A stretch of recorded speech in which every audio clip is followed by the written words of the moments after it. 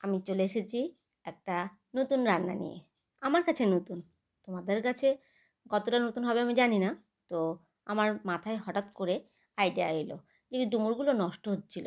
তো ভাবলাম এটাকে কীভাবে রান্না করলে মুখে ভীষণ আ ভালো লাগবে। একটু ঝাল, ঝাল হবে। তো আমরা যেহেতু সবাই একটু ঝালটা কম খাই, তাই আমি যখন এই ডুমুরগুলো পেস্ট করেছি, তখন এর মধ্যে একটা কাঁচা লঙ্কা দিয়ে দিয়েছি। এবার তোমরা যদি মনে করো আর একটু বেশি ঝাল খাবে, তো লঙ্কার গুঁড়োটাও দিতে পারো। তো তোমাদের সাথে কথা বলতে বলতে দেখো আমি রান্নাটা বসিয়ে দিয়েছি এবং অবশ্যই সর্ষের তেল দিয়ে করছি, তাহলে টেস্টি হবে বেশি। তো আমি এবার পেস্ট করা ডুমুরটাকে কড়াইয়ের মধ্যে দিয়ে দিয়েছি।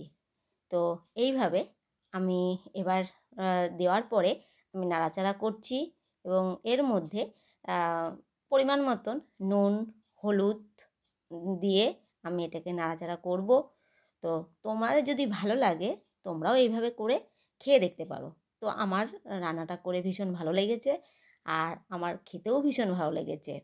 তো এইভাবেই আজকে আমি এই রান্নাটা তোমাদের সঙ্গে শেয়ার করলাম। বলতে, বলতে আমার রান্নাটা ফাইনালি হয়ে গেছে। Thank you.